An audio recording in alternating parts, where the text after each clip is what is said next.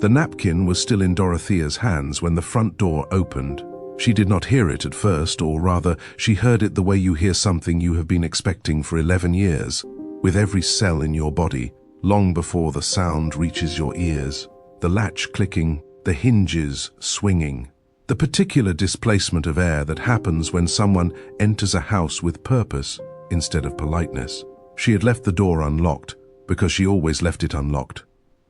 This was Millbrook, and Millbrook did not lock doors, but she understood now, in the half-second between the sound and the footsteps, that leaving it unlocked had been less about trust and more about resignation. She had been waiting. She just had not admitted it to herself until this exact moment.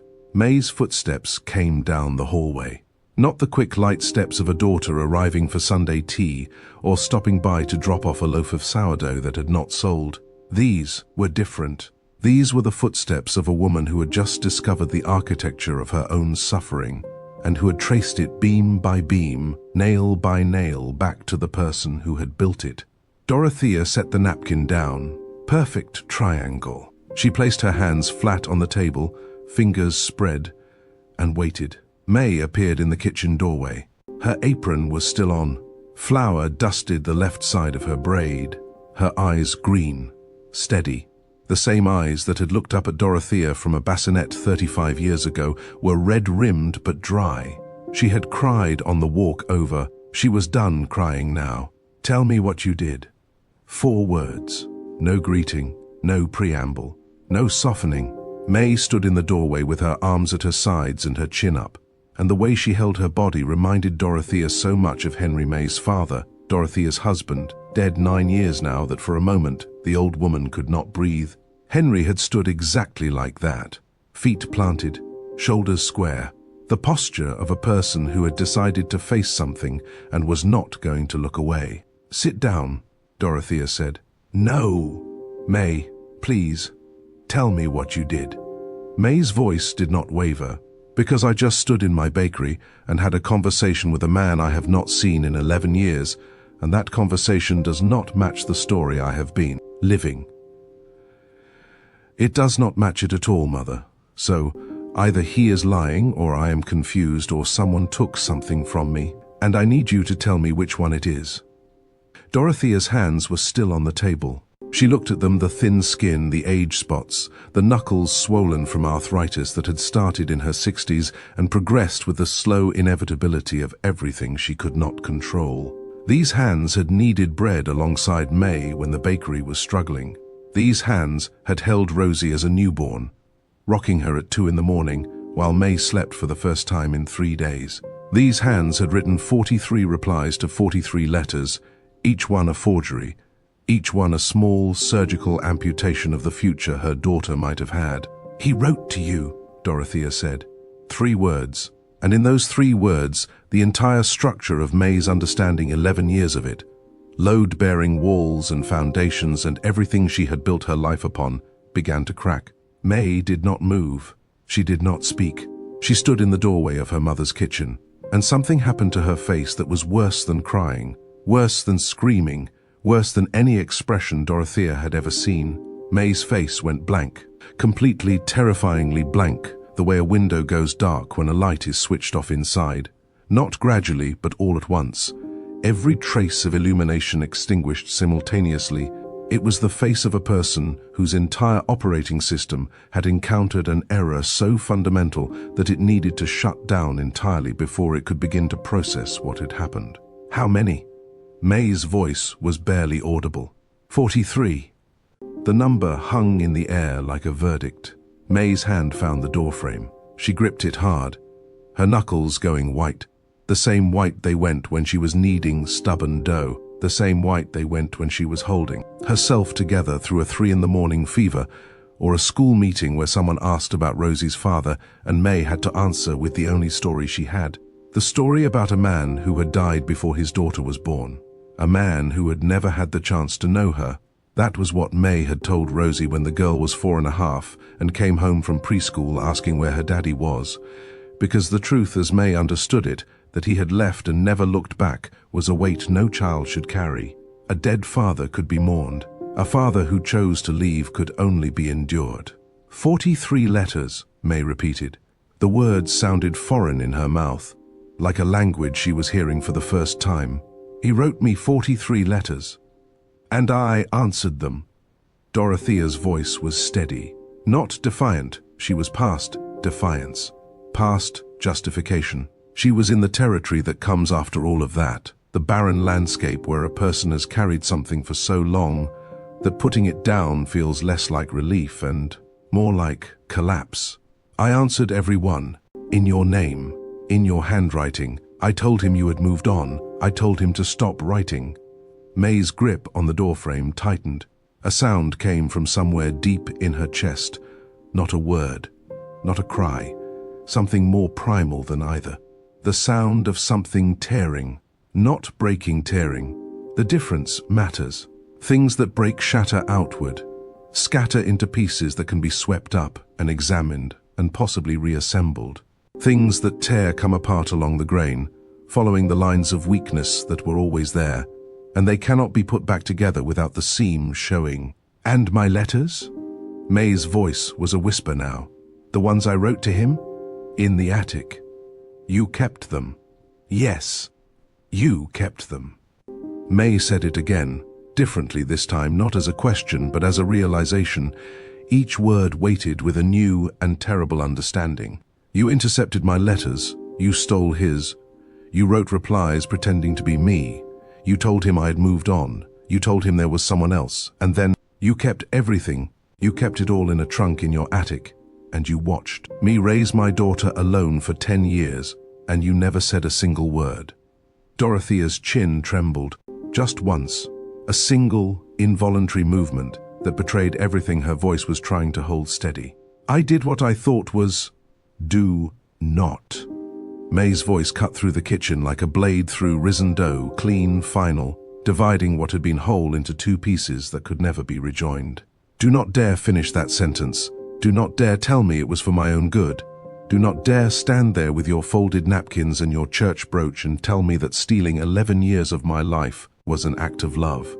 The grandfather clock in the hallway chimed 9 o'clock. The sound was enormous in the silence that followed, deep, resonant, indifferent to the devastation happening in the kitchen it had kept time for. It had chimed through Henry's death, through Rosie's birth, through every lie Dorothea had told and every truth Mae had never received. It would keep chiming long after both of them were gone. I want the trunk, Mae said. Right now. Mae, right now, Mother. Dorothea did not argue. There was nothing left to argue with, nothing left to defend. The structure of justification she had built, the careful scaffolding of reasons and rationales that had allowed her to do what she had done and keep doing it for over a decade, had collapsed the moment Mae walked through the door. It had not been a strong structure. It had been held together with the same materials all self-deception is held together with, fear and habit, and the particular cowardice of a person who knows they have done something unforgivable and chooses every single day to keep not asking for forgiveness. She stood from the table. Her knees protested the arthritis again.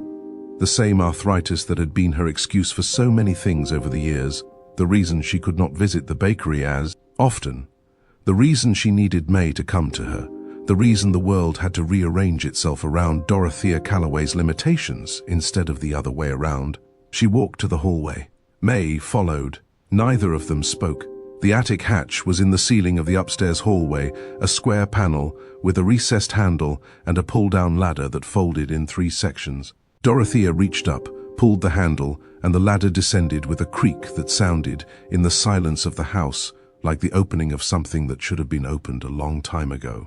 The attic air came down with it dry, cedar-scented, the preserved atmosphere of a space that had been sealed against time, against moths, against the natural processes of decay that would have destroyed everything inside it if Dorothea had not been so meticulous about preservation. She had been meticulous about everything, the forgeries, the timing, the preservation of evidence she should have destroyed but could not bring herself to destroy, because somewhere beneath the self-deception and the fear, Dorothea Callaway had always known that the truth would eventually need these letters, and that destroying them would transform her crime from something reversible into something permanent. Mae climbed the ladder. Dorothea stood below, watching. She could hear Mae's footsteps on the attic floor, the boards creaking under her weight, the sound of movement in a space that had been still for years. Then a different sound, the scrape of wood on wood, the trunk being dragged across the floor. Mae appeared at the top of the ladder. She was carrying the trunk cedar, brass-handled, the size of a small suitcase. It was heavy. Dorothea could see the strain in Mae's arms, the way her jaw was set, the cords standing out in her neck. But Mae did not ask for help. She descended the ladder with the trunk in her arms, step by careful step, her body compensating for the weight and the angle with the physical intelligence of a woman who had spent her life carrying heavy things without assistance. The ladder, the trunk, the hallway, not a word between them. Just the creak of the steps and the scrape of brass corners against wood, and the heavy breathing of a woman carrying something that should have been carried a long time ago. Mae reached the bottom. She stood in the hallway with the trunk in her arms and looked at her mother, one long, measuring look that contained everything she could not say, and everything she would eventually say, and everything that would never be said because some damage is too complete for language.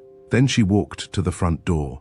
She opened it with one hand, the trunk balanced against her hip, and she stepped outside into the October morning without looking back. The door closed, the latch clicked, and the house, which had always been quiet, became something else entirely. Not quiet, empty. The difference is that quiet can be comfortable. Empty never is. Colton was still sitting at the table by the window when the brass bell rang.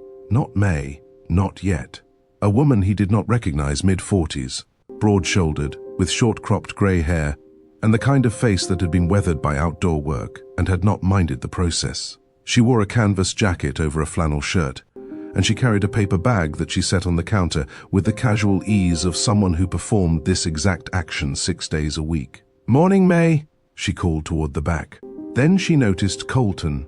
Her eyes moved across him with a quick, precise assessment, the way a person scans a room when something in it has changed. "You are not from here." It was not a question. In Millbrook, strangers were identified by the change they brought to the atmosphere. And Colton Ashford, sitting in Callaway's bakery in a coat that cost more than most people's monthly rent, was a significant change. "No," Colton said. Then, because something in him was still trying to deflect, "just passing through." The woman studied him for another moment, then shrugged and turned toward the counter. "Tell Mae that Iris brought the eggs. 1.5, same as always.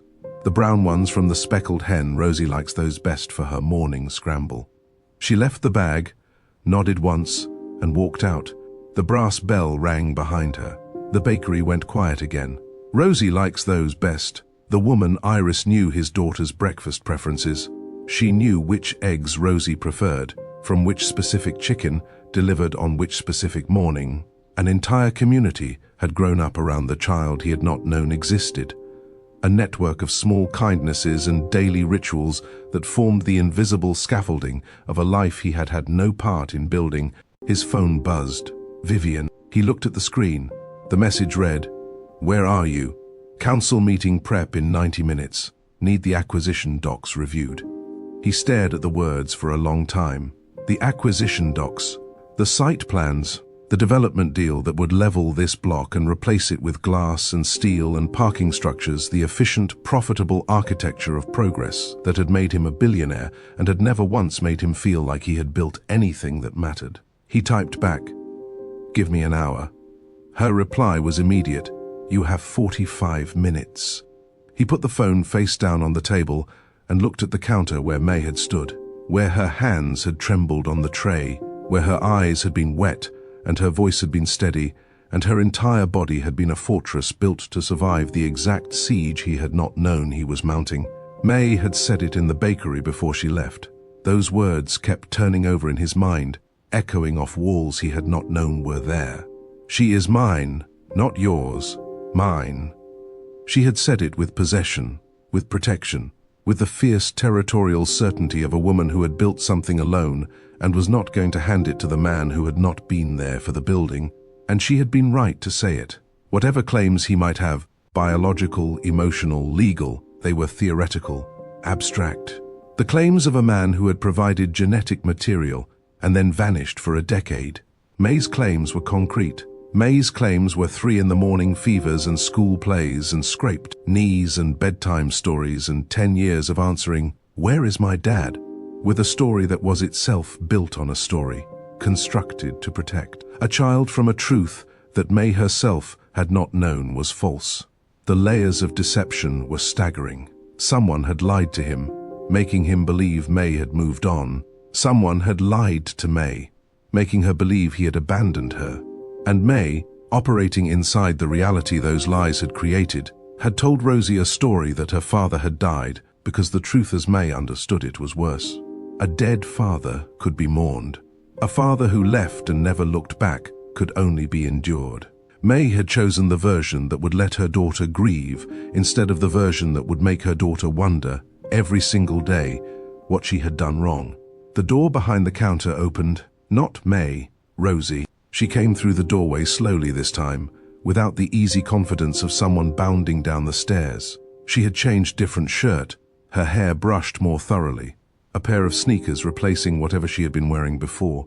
She looked like a child who had been told to stay upstairs and had obeyed for exactly as long as her patience would allow, which, given the sketch pad under her arm and the expression on her face, had been approximately 20 minutes. She did not go behind the counter. She stopped at the edge of it, one hand resting on the glass display case that held the morning's croissants and scones, and she looked at Colton with the direct, unflinching gaze he was. Beginning to understand she had inherited from both her parents Mae's steadiness and his own stubbornness combining into something that was, frankly, a little unnerving in a 10-year-old. "Mom is not here," she said. "She went to Grandma's." Colton's throat was tight. "I know. She told me to stay upstairs. I heard. I stayed for a while." She tilted her head, considering him. "Are you a friend of Mom's?" The question was simple. The answer was not. Colton looked at his daughter. His daughter. The phrase kept detonating in his chest like a controlled demolition, and tried to figure out what you say to a child who does not know who you are, when every cell in your body is screaming the truth across the 4 feet of flour-dusted floorboard between you. "I used to be," he said. It was the most honest thing he could offer without crossing a line Mae had not given him permission to cross. Rosie processed this. She shifted the sketch pad, opened it to a page near the middle, and held it against her chest, not showing him, but not hiding it either. Deciding, Mom does not have a lot of friends who wear coats like that. Despite everything, the shaking hands, the cold coffee he had never ordered, the 11 years of stolen letters and wasted time, Colton almost smiled. Almost. The corner of his mouth moved a fraction of an inch before the weight of the moment pulled it back. "No," he said. "I do not imagine she does." "Are you rich?" "Rosie, you do not have to answer. I can tell by your shoes." She looked down at them, the Italian leather, the mirror shine with the appraising eye of someone who noticed details the way other children noticed candy or toys. Nobody in Millbrook has shoes like that. Mr. Hadley wears the same boots every day. They have paint on them. Colton looked at his shoes. He thought about the fact that they cost $1,100. He thought about Silas Hadley's paint-stained boots, and about the hardware store with its sagging awning, and about the acquisition documents in Vivian's portfolio that would put Hadley's out of business, along with every other building on this block. He thought about these things, and the shoes felt heavy on his feet in a way that had nothing to do with their weight. "Can I ask you something?" Rosie said, "Yes." She was quiet for a moment. Then, "How come your eyes look like mine?" The question hit him with the force of something unavoidable, clean, direct, devastating. 10 years old, and she had seen it in less than a minute. The thing Mae had been trying to hide, the thing Dorothea had spent a decade burying. The biological truth that no amount of lying or letter stealing or storytelling could erase. Children see what adults spend years training themselves not to see. They look at the world without the polite filters, without the social agreements, without the elaborate architecture of pretense that grown-ups build around the things they are afraid of. Rosie had looked at Colton and seen what was obvious, and she had asked the question that no one else in her life had ever asked because no one else had ever been standing in front of her with the answer written on his face. "That is..." His voice failed. He cleared his throat, started again, That is a really good question. Is it one of those questions grown-ups do not answer? It might be.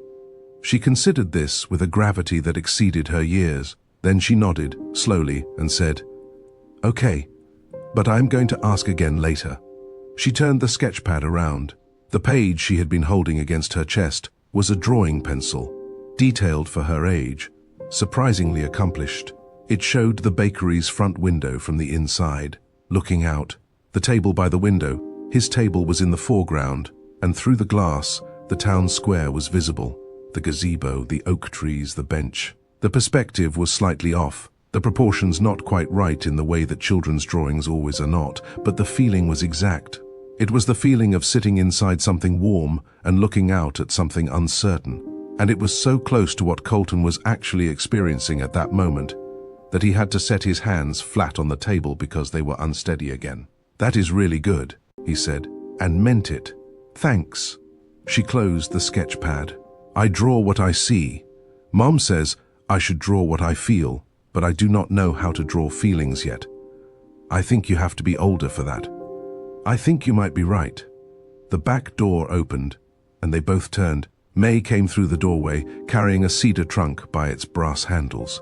It was heavy. Colton could see the strain in her shoulders, the way her arms were taut with the effort, but she carried it with the grim determination of a woman who would have carried it across the entire town if necessary, who would not have accepted help, who needed the physical weight of it in her hands because the metaphorical weight of what it contained was something she could only process through her body. She set the trunk down on the floor behind the counter.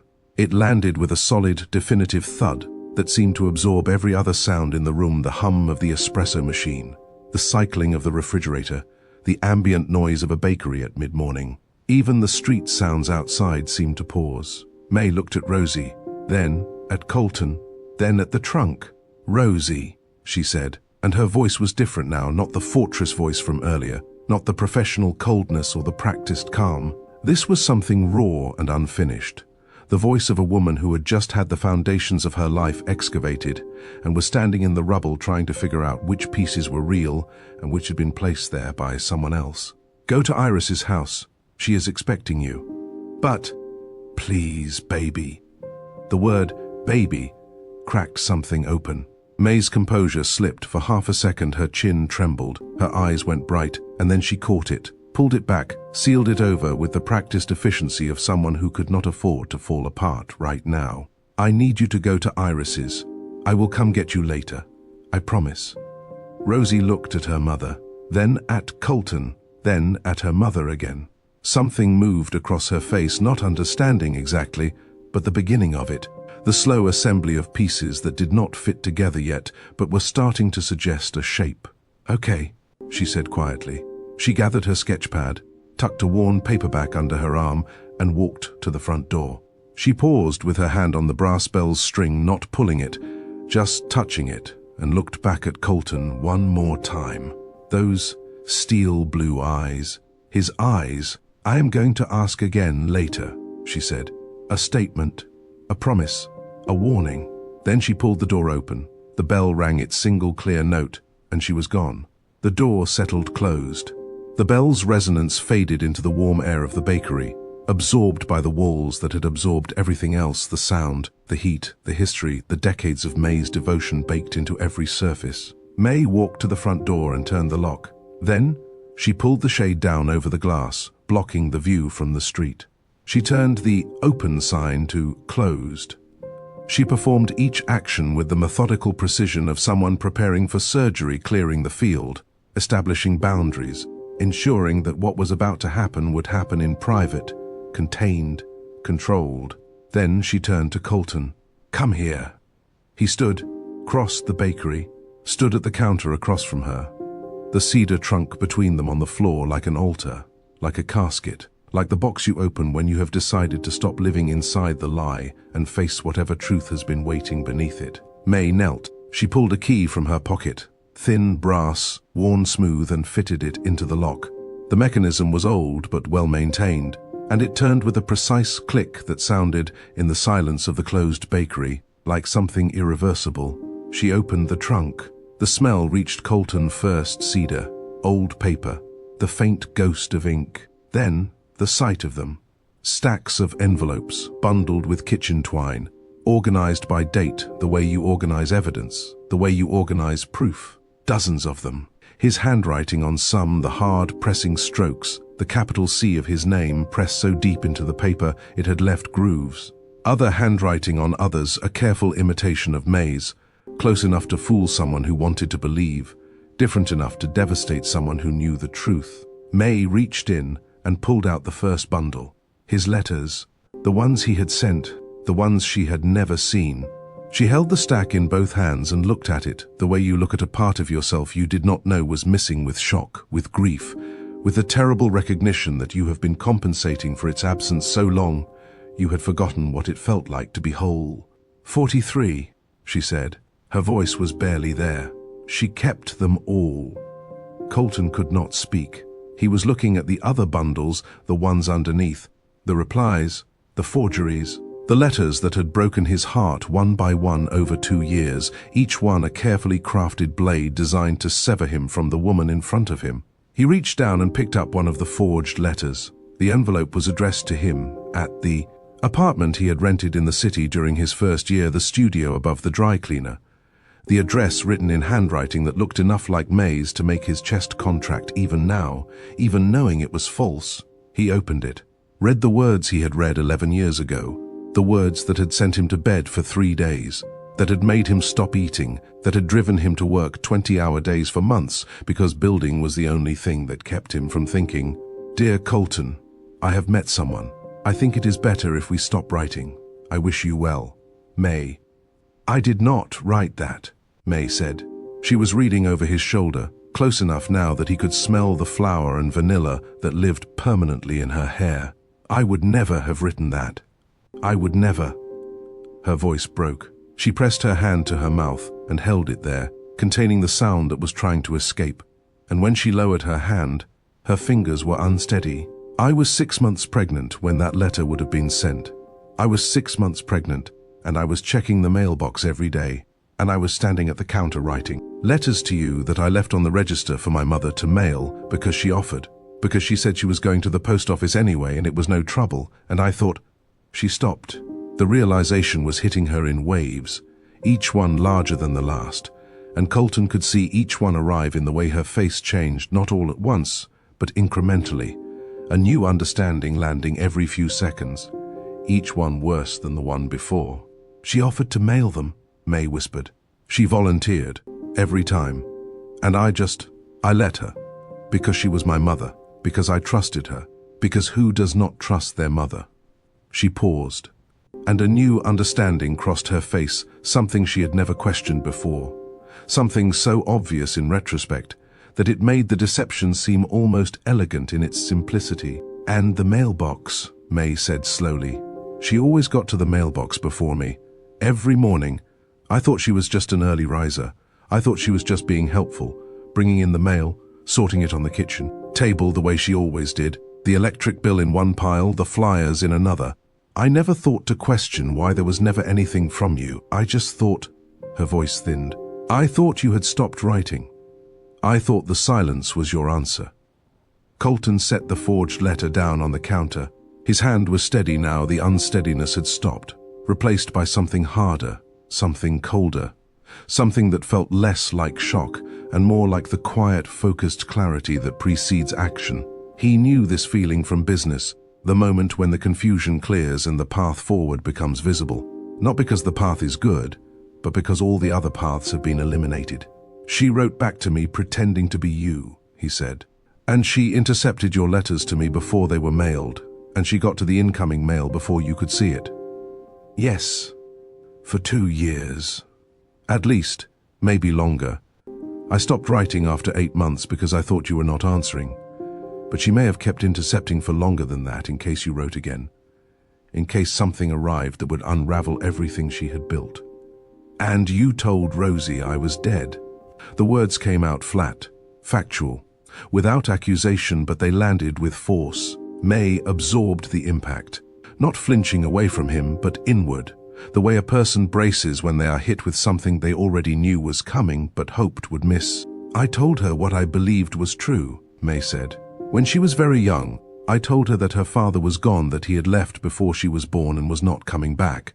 But that was too abstract for a small child. She did not understand gone. She understood here and not here. And every day she saw other children with fathers who were here, and every day she came home with questions I could not answer, without either lying or breaking her heart. Mae took a breath. The tears had started again, not the dramatic kind, not sobs, just a steady, silent flow down both cheeks, tracking through the flower dust on her skin, leaving pale lines like trails through snow. When she was 4.5, she came home from preschool because someone had asked her where her daddy was, and I sat with her on the couch and I looked at my daughter and I made a choice. I told her that her father had died before she was born, that he had loved her very much, but he had gotten sick and he had died, and it was not anybody's fault. And she cried, and I held her, and she asked if he was in heaven, and I said yes. And that became the story. That became the foundation, because a dead father is a tragedy a child can carry. A father who chose to leave, that is a wound that never heals. And I believed, I truly, deeply believed, that you had chosen to leave us. That you knew about her and did not care. I did not know. His voice was hoarse. Mae, I swear to you, I did not know. I understand that now. She wiped her face with the back of her hand, a rough, impatient gesture. The gesture of a woman who had no patience for her own tears, who had work to do and truths to sort through, and a daughter to eventually face with a new story that contradicted the old one.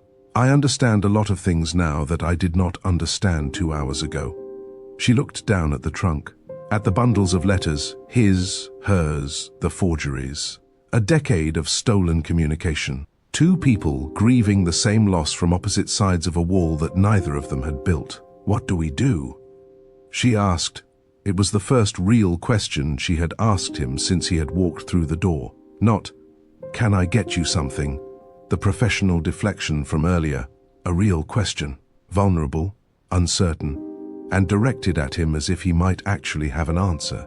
Colton looked at the trunk, at the letters, at the ring on the chain around Mae's neck, the silver band he had bought with 3 weeks' pay from a summer job, the ring she had never taken off, the one tether to him she had kept even when she believed he had severed every tether to her. I do not know, he said, and for the first time in 11 years, the honesty of not knowing felt more valuable than the illusion of having every answer. His phone buzzed on the table across the room. He could hear it vibrating against the wood. Vivian. He walked to the table, picked up the phone and read the message. 30 minutes, Colton. The council is not going to wait. He looked at the message, then at Mae, then at the cedar trunk full of stolen years. The development deal, the acquisition documents, the site plans that would demolish this bakery, this counter, this floor where his daughter had just stood and asked him why her eyes looked like his. The deal that would erase Callaway's from the map and replace it with 4 stories of mixed-use commercial space and a parking structure. The deal that was the entire reason he was supposed to be in Millbrook. He picked up the phone, typed 3 words. Cancel the meeting. Vivian's response came in 4 seconds. Excuse me? He turned the phone off, set it on the counter beside the trunk, and looked at Mae. I am not going anywhere, he said. Not this time. Mae studied him the way she had studied him 11 years ago, with those green eyes that missed nothing, that weighed everything, that had always seen through the surface of what he presented to the world and found whatever was actually underneath. She had been the only person in his life who could do that, and she was doing it now, searching his face for the truth of what he had just said, measuring it against 11 years of silence and absence and a history she was only now learning had been rewritten by someone else. She did not say she believed him. She did not say she forgave him. She did not close the distance between them or reach for his hand or offer any of the easy reconciliations that happen in stories where the damage is shallow enough to heal with a single conversation. What she said was, Rosie goes to school at 8:15. She gets home at 3:30. She does homework at the table in the back, and she does not like to be interrupted. She draws in her sketch pad for an hour before bed, and she reads until she falls asleep, which means I find the book on the floor every morning and mark the page she lost. She is allergic to strawberries. She does not enjoy math, but she is good at it. Her best friend is a girl named Juno, who lives on Elm Street, and Juno's mother. Claire watches Rosie on the days I cannot close the bakery early.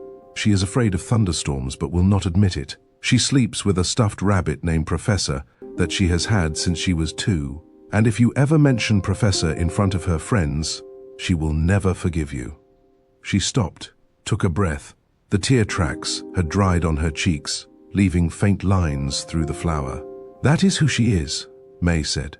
That is who you missed. And if you are going to be in her life, if you are really not going anywhere this time, then you need to know that you do not get to walk in and be her father. You have to earn it, one day at a time, starting from nothing. Colton listened to every word. He memorized every detail, the strawberries, the rabbit, the sketch pad, the fear of storms. She would not admit the way he had once memorized blueprints and zoning codes and profit margins. But this was different. This was the architecture of a life, his daughter's life. And every detail Mae shared was simultaneously a gift and an indictment. Here is what you missed. Here is what she became without you. Here is what you will have to learn from scratch, because you were not here to learn it as it happened. Starting from nothing, he repeated. Starting from nothing. He nodded, and in that nod was something neither of them named, not forgiveness, not reconciliation, not the beginning of a love story or the end of one, something more fragile than any of those things. Something that did not have a word yet, because it existed in the space between what had been broken and what might, with enough time and enough truth and enough willingness to stand in the wreckage without looking away, eventually be built in its place. The bakery was quiet. The espresso machine hummed. The cedar trunk sat open on the floor, its contents exposed to the light for the first time in over a decade. Through the pulled shade, the October sun pressed warm and gold against the glass, persistent and patient, indifferent to whether the people inside were ready for it. Outside, 3 blocks east, Vivian Hale stood in room 12 of the Marigold Inn, holding her phone and staring at 2 words on the screen: cancel the meeting. Her jaw tightened. She set the phone down on the desk precisely, deliberately, the way she set everything down, and picked up the leather portfolio. The site plans, the renderings, the acquisition agreements. She opened the portfolio, looked at the architectural drawings of the development that was supposed to break ground in the spring, and did something she almost never did. She paused. Not because she was uncertain. Vivian Hale was never uncertain.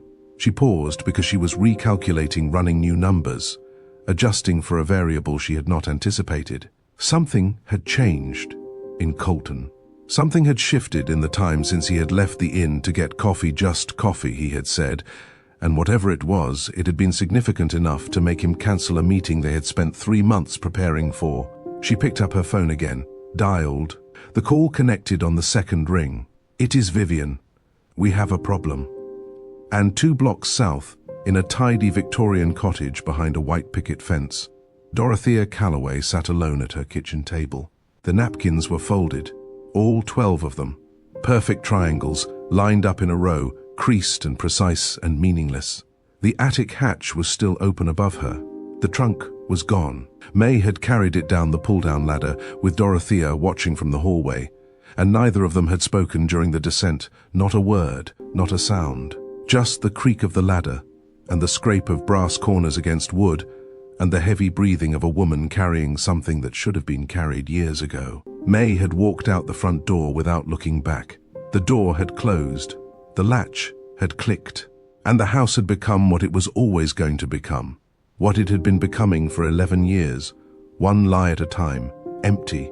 Dorothea sat at the table with her hands in her lap and her cameo brooch tight at her throat, and the grandfather clock chiming the quarter hour with its usual indifference, and she understood not. Suddenly but slowly, the way you understand something you have known for years but have refused to look at directly, that the clock was the only thing in this house that would speak to her for a very long time. She had done what she had done. She had told herself the story she needed to tell herself to survive the doing of it. And now the story was over, and the truth was out, and the only thing left was the silence and the empty chair across the table and the certain knowledge that some things, once broken, do not come back together. Not because they cannot, but because the person who broke them used all the glue on the lie. Now, I need to ask you something, and I want you to really sit with it before you answer. Colton just told Vivian to cancel the meeting. The development deal that would demolish Mae's Bakery, Hadley's Hardware, and the entire east block of the town square. The deal worth $400 million. He cancelled it with 3 words in a text message. Do you think he made the right call? Or is this the beginning of a war he is not prepared to fight? Because Vivian Hale does not cancel meetings. Vivian Hale does not lose deals. And Vivian Hale just made a phone call to someone we have not met yet. Vivian Hale did not panic. Panic was an indulgence, a luxury afforded to people who had the time and the temperament for it. And Vivian had neither. She had built her career on the principle that every problem was simply a variable that had not yet been assigned the correct value, and that the correct value could always be determined if you had enough information, enough leverage, and enough willingness to do what the situation required regardless of how it looked from the outside. She stood at the window of room 12, the leather portfolio open on the desk behind her, the phone still warm in her hand from the call she had just made. The call had lasted 47 seconds. She had stated the problem. The person on the other end had listened. They had agreed to meet. The meeting would happen at noon, at a location outside of Millbrook, because some conversations could not happen in small towns where walls had ears and ears had mouths, and mouths had the particular talent for gossip that was the lifeblood of places like this. Through the window, she could see Main Street, the oak trees, the square, the storefronts with their hand-painted signs and their aging facades. She could see the bench outside the pharmacy and the gazebo in the center of the square, and the pickup trucks angled along the curb like sleeping animals. She could see all of it. And what she saw was not charm or character or the irreplaceable texture of a community that had existed for generations. What she saw was inefficiency. What she saw was untapped potential. What she saw was $400 million sitting in plain sight, disguised as nostalgia. The Millbrook deal was not just a deal. It was the deal, the one that would establish Ashford Development Group as a major player in regional, mixed-to-use development. The one that would attract the institutional investors they had been courting for 2 years, the one that would turn Colton Ashford from a successful developer into an unavoidable one. She had spent 3 months assembling this deal, 3 months of zoning research, environmental impact assessments, council member profiles, community sentiment analysis, 3 months of identifying the pressure points and the leverage points and the fault lines in Millbrook's political landscape.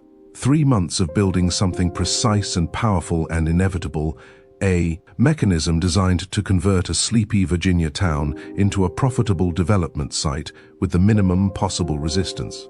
And now Colton had sent 3 words that threatened to dismantle all of it. She picked up the portfolio, flipped to the page she needed, the property map, the one that showed the East Block in detail, every lot outlined, every building footprint marked, every owner identified. Her eyes found the corner lot, Callaway's Bakery, owner, Mae Callaway. The bakery occupied the most valuable piece of real estate on the block corner position, 2 street frontages, the anchor that would make or break the entire development. Without Callaway's, the project could still proceed, but the design would have to be compromised, the footprint reduced, the revenue projections adjusted downward by an amount that would make the institutional investors nervous. With Callaway's, the project was a masterpiece. Without it, the project was merely viable. Vivian closed the portfolio. She did not know the details of what had happened between Colton and the woman who owned the bakery. She did not need to know the details. She needed to know only this: Colton Ashford, who had never once cancelled a meeting in the 7 years she had worked with him, had just cancelled a meeting. Colton Ashford, who had built a billion-dollar company on the principle that sentiment was the enemy of strategy, had just made a sentimental decision. And sentimental decisions, in Vivian's experience, were the most dangerous kind, not because they were wrong, but because the people who made them believed they were right, which made them almost impossible to reverse through logic alone.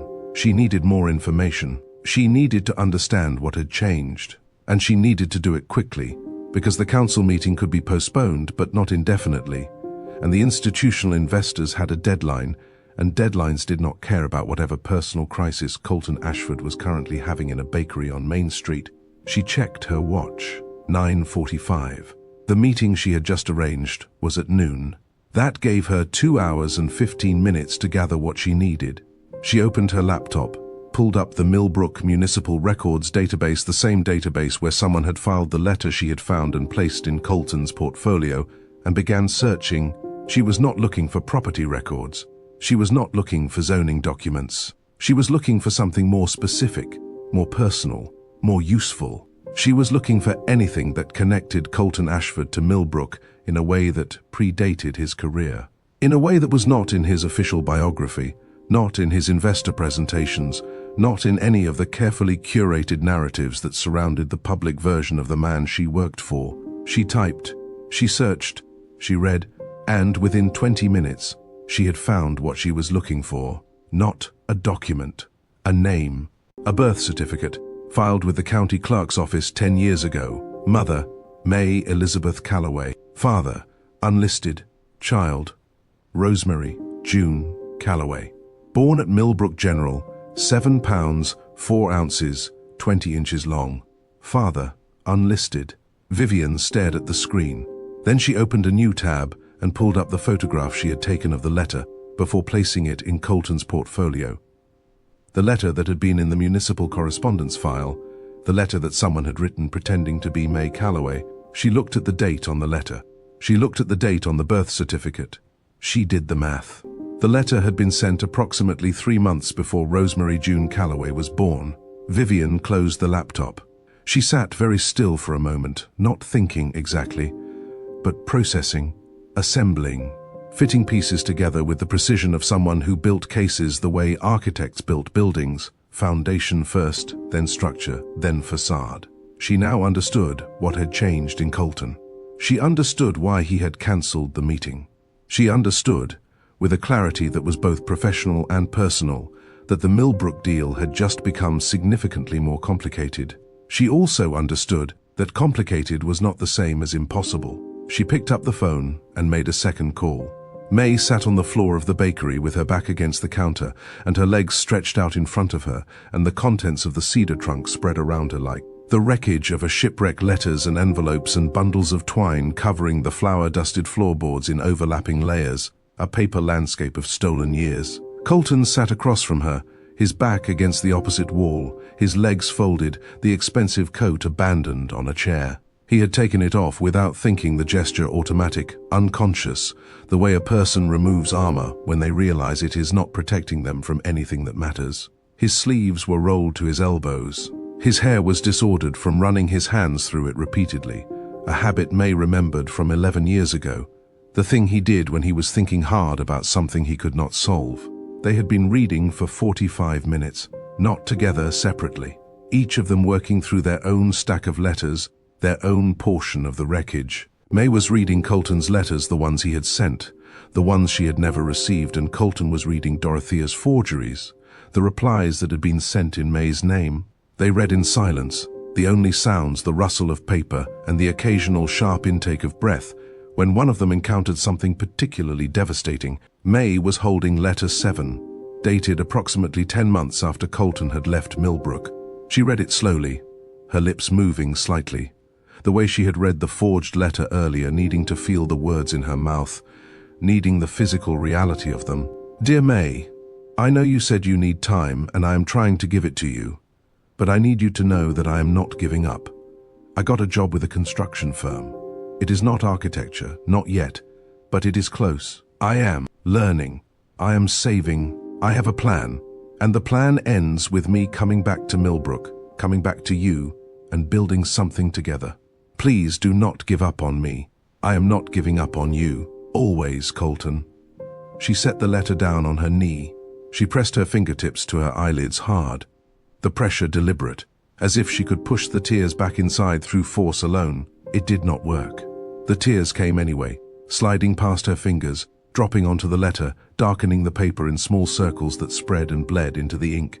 You wrote this 10 months after you left, she said. Yes. 10 months, and my mother wrote back and told you I had met someone. Not in that one. In that one, she told me you were busy, that you appreciated my letters, but that you were focused on the bakery and needed space. It was gentle, careful. She was building the story gradually. She did not cut me off all at once.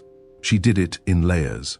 First the distance, then the cooling, Over 2 years, she constructed a narrative that made it seem like you were drifting away naturally, like it was your choice, like the ending was inevitable. Mae lowered her hands from her eyes. They were red, swollen, and absolutely furious. She was strategic about it. She was meticulous about it. She planned it. Yes. Mae picked up another letter, one of the forgeries, one of the replies Dorothea had written in Mae's name.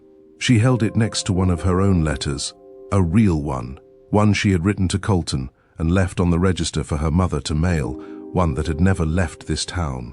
She held them side by side, the real handwriting and the imitation, and studied them with the intensity of a woman comparing two versions of her own signature, one authentic and one forged, trying to identify the precise points of divergence. The loops on the lowercase d, Mae said quietly. I loop to the left, she loops to the right, and the way I cross my T's, I cross them high. She crosses them in the middle. She set both letters down. How did you not see it? The question was not accusatory. It was genuinely bewildered, the bewilderment of a person who cannot understand how something so obvious to her could have been invisible to someone else. And Colton heard it for what it was, not a criticism of his intelligence, but a measure of the distance between them. The 11 years during which her handwriting had remained a daily reality to her and had become a fading memory to him. Because I was not looking for forgery, he said. Because when you get a letter from the person you love, you do not examine the handwriting for inconsistencies. You read the words, and the words broke me. Every single one of them. I read them once and I put them away and I tried to forget them, and I could not forget them, so I read them again, and they broke me again. And eventually, I stopped reading them altogether because breaking was becoming a habit I could not afford. Mae was quiet for a long time. The bakery was still, the espresso machine had been turned off, the ovens had cooled, the morning's bread was sitting unsold in the display cases, the croissants she had been arranging when Colton walked in, slowly going stale behind the glass. The bakery was closed. The shade was drawn. The world outside continued without them. She could hear footsteps on the sidewalk, the occasional car, the distant sound of someone calling a dog, but inside, time had taken on a different quality, thicker, slower. The kind of time that exists inside hospitals and courtrooms and other places where the things happening are too important to be rushed. Read me another one, Mae said. Colton looked up. What? Read me one of your letters, out loud. I want to hear what you wrote to me. He hesitated, not because he did not want to, but because reading these letters out loud, giving them voice, would make them real in a way that reading them silently did not. Silent reading was private, contained, an experience that could be processed internally and managed. Reading out loud was a performance, an offering, an act of vulnerability that would put the words into the air between them where they could not be taken back or ignored or filed away. He picked up letter 12. He had chosen it without thinking, or perhaps he had chosen it with the kind of thinking that happens below the surface, the instinctive reach toward the thing that matters most. He opened it. The paper was yellowed at the edges, the creases soft from being folded and unfolded, not by him, not by Mae, by Dorothea. The woman who had read every one of these letters before composing her responses, who had studied his words the way a codebreaker studies encrypted messages, learning his patterns, his rhythms, his emotional vocabulary, so that she could craft replies that would believably come from the woman he loved. He cleared his throat and read, Dear Mae, I drove past a bakery today. Not like yours, nothing is like yours. But it had a window display with sourdough loaves, and for a second, just a second, I could smell your kitchen. The starter you named Margaret because you said she was temperamental and demanding, and would die if you did not give her constant attention. I miss Margaret. I miss your kitchen. I miss the way you sing when you think no one is listening, and the way you burn the first batch of croissants every single time, and then eat them yourself because you refuse to throw away bread. I miss the way your hair smells like vanilla, even when you have not been baking. I miss you. I miss you in a way that does not have edges or boundaries or a place where it stops, and the rest of my life begins. It is just there. All the time, like breathing. I do not know how to stop missing you, and I am not sure I want to learn. Always, Colton. The last word left his mouth and entered the silence of the bakery. And the silence held it the way the bakery's walls held heat, absorbing it, keeping it, letting it become part of the structure. Mae was crying. Not the controlled, impatient tears from earlier. These were different. These were the tears of a woman hearing, for the first time, words that were meant for her 11 years ago. Words that should have arrived in her mailbox on a Tuesday afternoon when she was 24 and pregnant and terrified and alone. Words that should have told her she was not forgotten, was not abandoned, was not unloved. Words that should have changed everything, and that were instead read by her mother, filed in a cedar trunk, and replaced with a forgery that said the opposite of everything they contained. "You named the sourdough starter Margaret," Colton said. He was looking at her with something in his eyes that was not quite a smile and not quite grief, but something in between, the expression of a person who has just remembered something beautiful from inside something terrible. "I still have her." Mae's voice was thick, waterlogged, but there was something in it that had not been there before. Not warmth. Exactly, warmth was too simple a word. Recognition, the recognition of being known, of being remembered accurately, of having someone in front of you who carries the small details of your life, the name of your sourdough starter, the way you burn the first batch, the vanilla in your hair with the same care you carry them yourself. She is in the kitchen, 11 years old, same starter. I have fed her every day. The parallel hit them both at the same time. 11 years. The starter had survived for 11 years because Mae had fed it every day, tended it, maintained it, kept it alive through consistency and attention and the refusal to let something she cared about die. And the connection between them, whatever it was, whatever it had been, whatever it might still be, had also survived for 11 years. Not because anyone had tended it, but because some things, starved and neglected and buried in cedar trunks, refused to die. Colton set the letter down. He looked at the floor between them, the scattered paper, the twine, the envelopes with their postmarks and their stamps and their careful forged addresses. Then he looked at Mae. "There is something I have to tell you," he said, "about why I am here, in Millbrook." Mae's expression changed. The vulnerability that had opened during the reading of the letter began to close, not slamming shut, not the fortress gate from before, but narrowing, guarding, the instinct of a woman who had learned, through a decade of experience, that the moments when she felt most open were the moments when she was most likely to be hurt. "You said you came back," she said carefully. "I did come back, but not only for the reason you think." He paused. The words he needed to say were lined up in his throat like a confession waiting to be heard, and each one was heavier than the last. "I did not know about Rosie when I came here. I did not know about the letters. I came to Millbrook because my company Ashford Development Group is proposing a development project on the east block of the town square." Mae went still, not the frozen stillness from earlier when she had first seen him. A different kind, the stillness of prey, the stillness of a creature that has detected a threat and is calculating distance and direction and the odds of survival. "The east block," she said. "Yes. My block. Yes. My bakery." The word "my" landed between them with the weight of everything it contained, not just ownership, but identity. Not just property, but purpose.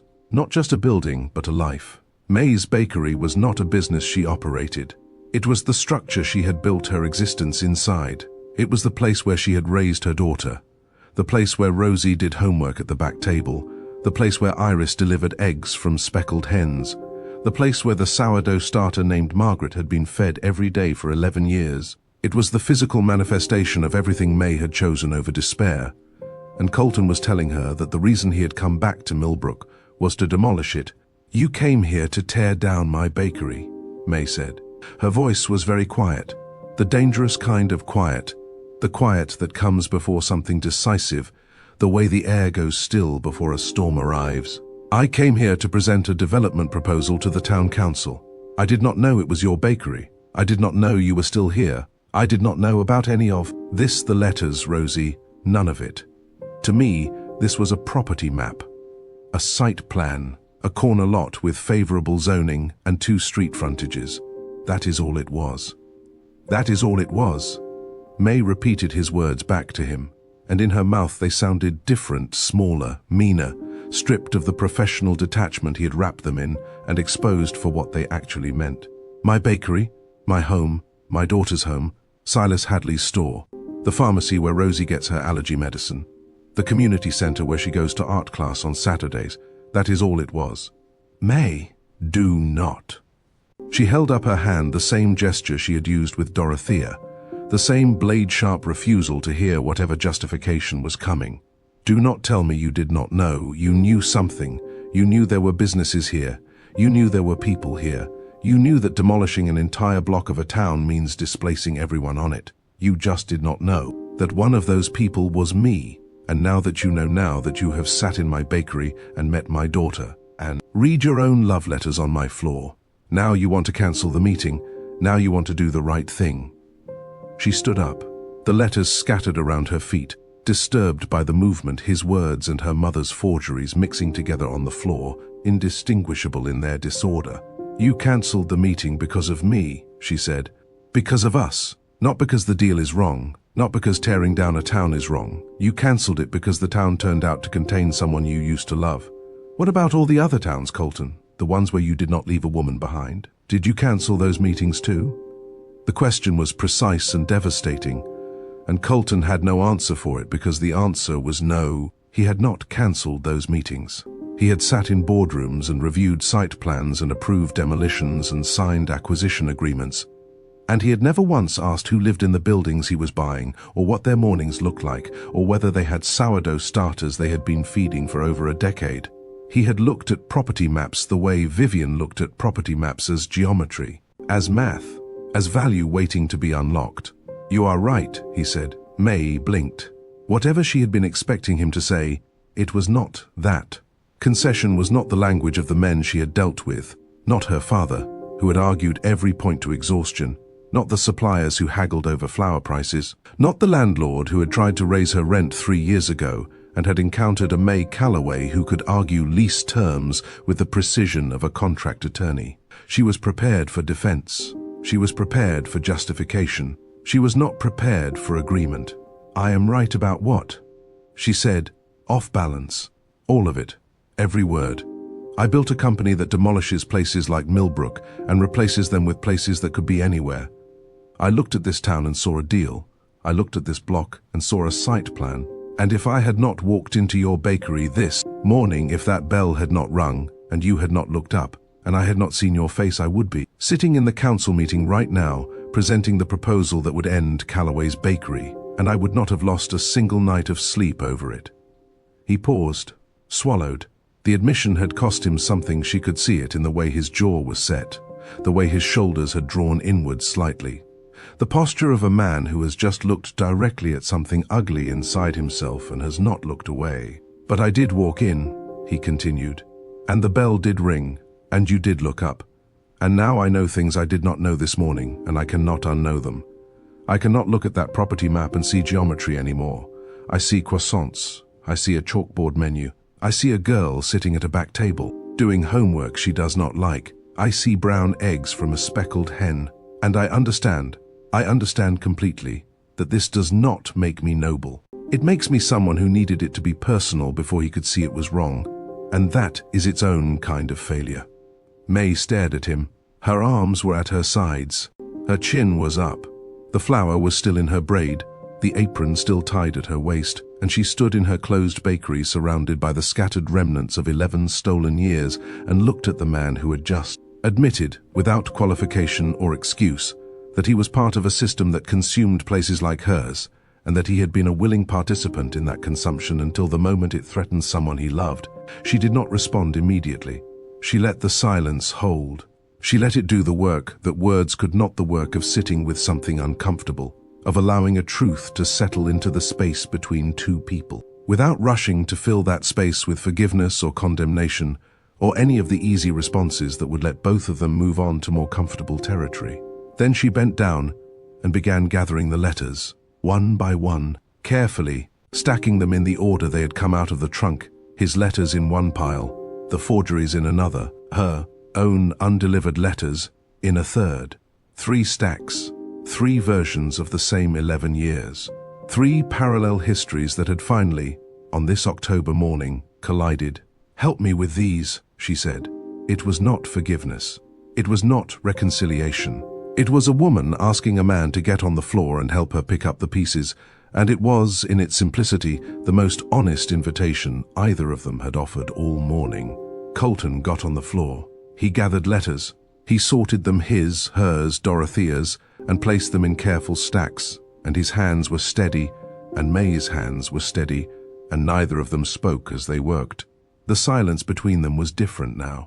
Not the silence of confrontation or the silence of accusation. The silence of 2 people doing a task together, side by side, the way they had once done dishes together in Mae's apartment above the bakery, before everything, before the letters and the lies and the 11 years of parallel loneliness.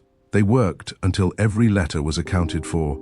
Then Mae placed all 3 stacks back in the trunk, closed the lid, and turned the brass key in the lock. The mechanism clicked with the same precise finality it had made when she opened it, but the sound meant something different now. Before, the click had been an opening and exposure of truth. Now, it was a securing, not a hiding. A keeping. The difference matters. You hide things you are ashamed of. You keep things you might need.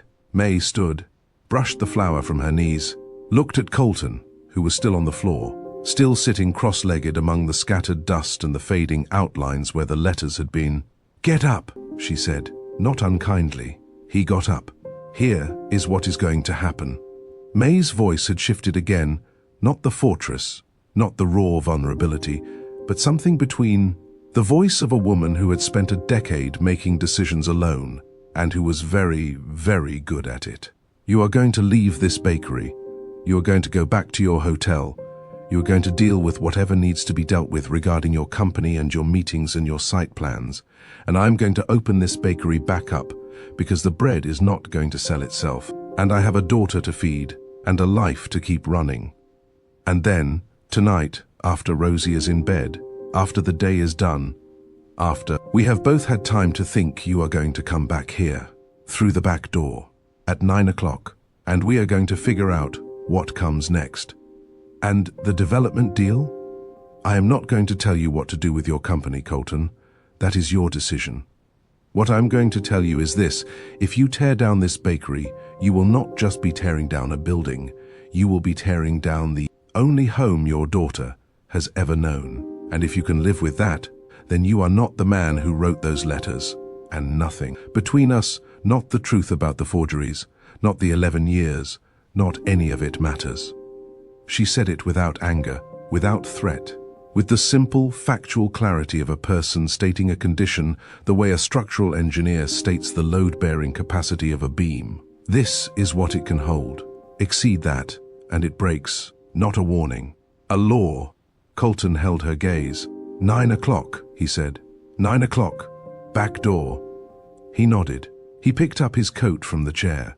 He folded the forged letter, the original one, the 17 words that had started all of this, and put it back in his interior pocket, close to his ribs, where it had been all morning. Then he walked to the front door, lifted the shade, turned the lock, and stepped outside. The October air hit his face. The sun had moved higher since he had entered the bakery how long ago? 2 hours? 3? Time had become unreliable, stretching and compressing in ways that had nothing to do with clocks and everything to do with the density of what was happening inside each minute. He stood on the sidewalk in front of Callaway's bakery and looked at the town square. The gazebo, the oak trees, the bench outside the pharmacy, all of it the same, all of it different. He was different. The man who had walked into this bakery 3 hours ago, the man with the site plans and the acquisition documents and the $1,100 shoes, was not the man standing on this sidewalk now.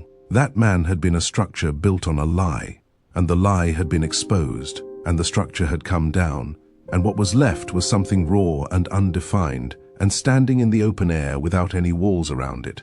His phone was off. He turned it on. 11 missed calls from Vivian. 6 text messages, each one escalating in urgency and decreasing in patience. The last one read, "I am handling this. Call me when you are ready to be professional." He did not call her. He walked east on Main Street, toward the Marigold Inn, and the town moved around him the way towns do, unhurried, unimpressed, going about the business of existing with or without his participation. A woman swept the sidewalk in front of a flower shop. Two men sat on the bench outside the hardware store, not Hadley's bench. A different one drinking coffee from paper cups and talking about something that made one of them laugh. A child on a bicycle pedaled past, backpack bouncing, late for school. Colton watched the child disappear around the corner and thought about Rosie, about the sketch pad and the brown eggs and the stuffed rabbit named Professor, about the way she had tilted her head and asked him why his eyes looked like hers, about the life she had lived, the whole, complete, detailed life in his absence. Every birthday, every first day of school, every thunderstorm she was afraid of, but would not admit. He thought about these things, and he understood, with the terrible clarity of a man standing in the wreckage of his own assumptions, that the choice in front of him was not between the deal and Mae. It was not between the money and the town. It was between the person he had become and the person he might still be, between the man who looked at a block and saw a site plan, and the man who looked at a block and saw a bakery, where a girl with his eyes ate brown eggs from a speckled hen and drew pictures of what she saw through the window while waiting for a mother who would walk through fire for her. That was the choice. And standing on Main Street in Millbrook, Virginia, with the October sun warm on his face and 11 missed calls from the most effective business strategist he had ever known, Colton Ashford understood that he had already made it. He had made it the moment the bell rang. He had made it before that, the moment he saw the sign, the fogged windows, the golden light from the ovens. He had made it 11 years ago, in a studio apartment above a dry cleaner, when he had read 17 forged words and had gone to bed for 3 days. Because a man who goes to bed for 3 days over a letter has already made his choice. He just had not known it yet. He reached the Marigold Inn, climbed the steps, crossed the porch with its wicker chairs and its window boxes of late-season geraniums, opened the front door. June was behind the reception desk, mid-60s, reading, glasses on a chain around her neck, a mug of tea steaming beside the registration book. She looked up when he entered and smiled the way she smiled at everyone, warmly, genuinely, with the unforced hospitality of a woman who had chosen a profession that allowed her to welcome people for a living. "Good morning, Mr. Ashford. Can I get you anything?" "No, thank you, June." He started toward the stairs, then stopped, turned back. "June, how long has Callaway's bakery been on that corner?" June tilted her head, the way Rosie had tilted hers, the same gesture, and he wondered, with the dislocation that comes from seeing patterns everywhere, whether all of Millbrook tilted its head the same way, whether it was a gesture this town had taught itself collectively, the shared body language of a community. "Callaway's? Oh goodness, long before me. Mae's grandmother started it, must have been, well, a very long time. Mae's mother worked there for a while too, before she stopped." June paused, and something moved across her face, not quite knowledge, not quite suspicion, but the careful blankness of a woman who knew things about people in this town that she had chosen, over many years, not to say. Mae took it over when she was not much more than a girl, kept it going through everything. That bakery as well, it is Millbrook. You cannot really have one without the other. "No," Colton said, "I do not imagine you can." He climbed the stairs to room 7, opened the door, sat on the bed. The acquisition documents were on the desk where he had left them, the site plans, the renderings, the financial projections. Next to them, the yellow sticky note in Vivian's handwriting. "Found this in the Millbrook Municipal Correspondence file. Thought you should see it before the meeting." He stared at the sticky note, at Vivian's precise, deliberate handwriting, at the words, "thought you should see it," the phrasing careful, almost clinical, the phrasing of a person who had placed a piece of information exactly where it would do the most damage or the most good, depending on what she needed it to do. A question formed in his mind, a question he had not thought to ask before, because the morning had been a flood and he had been drowning and there had been no time for questions, only reactions. But now, sitting on the bed in the quiet of room 7, with the October light falling through the window in long rectangles across the floor, the question surfaced. How had Vivian found the letter? She had said it was in the municipal correspondence file, But why would a personal letter, a forged personal letter, sent from one private citizen to another, be in a municipal correspondence file? Municipal files contained official documents, permits, applications, council minutes, public notices. They did not contain personal letters. Unless someone had put it there, unless someone had placed it in that file deliberately, knowing that it would be found, knowing that it would be found by someone doing exactly the kind of research that Vivian had been doing. Colton picked up the sticky note, turned it over, nothing on the back. He held it up to the light, as if the paper itself might reveal something, a watermark, an impression, some trace of the intention behind the words. There was nothing, just the note, just the words, just the careful, clinical phrasing of a woman who never did anything without a reason. He set the note down. He lay back on the bed.